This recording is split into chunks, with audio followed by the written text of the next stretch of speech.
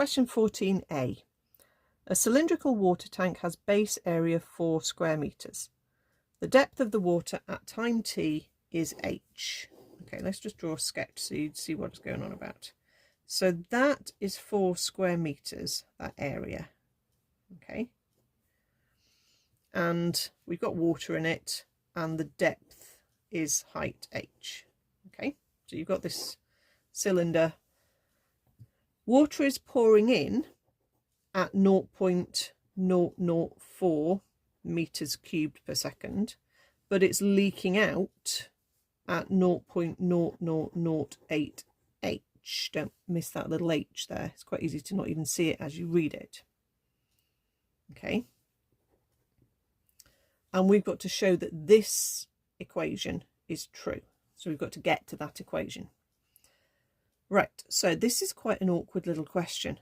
The bits it's telling you here about what is going in and coming out, that is a change of volume.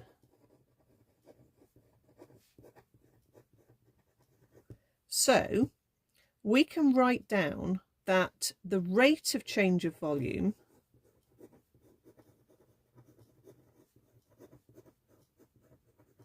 compared to time, which is sort of goes without saying in these questions. If it doesn't say compared to anything, you're comparing it to time, and you can tell it's compared to time because it says per second. We're going to say this is dV by dt, and that is the water that's going in minus the water that's coming out. So we're going to say it's 0.004 minus 0.0008 h. So the difference between these two, that is how much your volume is changing. It basically looks like, even though that's a tiny number, that is bigger than that. Okay, unless h is very big. So it looks like the volume is increasing. Okay, but that is the rate of change of volume. Now, when you look at that and you go, but that's not what we've got here. No, because that's dH by dt. Okay, so this is really mean because we've got to use this connected rates of change idea here in this question.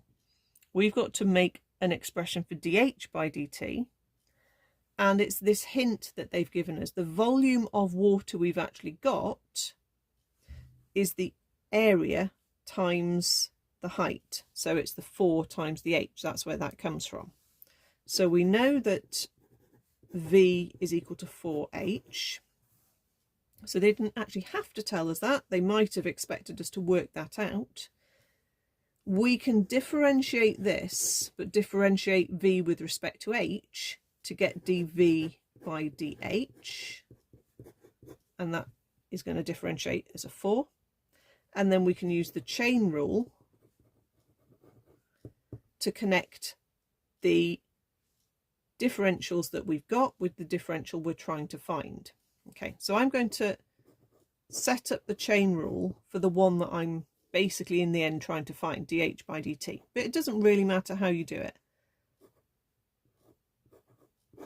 You can basically set this chain of fractions up kind of in any kind of configuration as long as you make the letters work.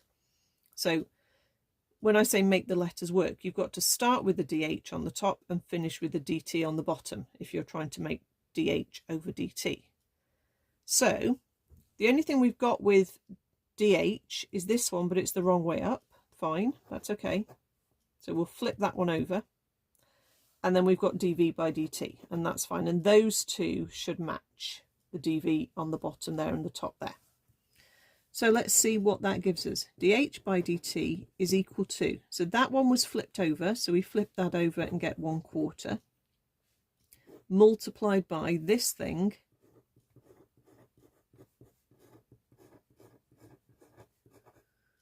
like that.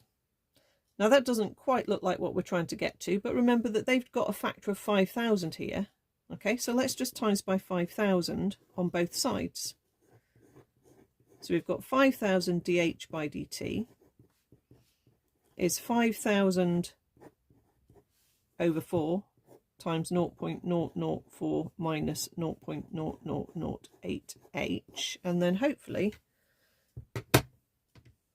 5,000 divided by 4 multiplied by 0.004, that's the 5. And then 5,000 over 4 multiplied by 0.0008 is 1. So that's minus a 1h. So there we are. Bit of an odd question, because we don't generally get a chain rule at the start of a differential equation, which is what this is going to turn into. And it's only 2 marks, which seems a lot of work for 2 marks. Sorry about that.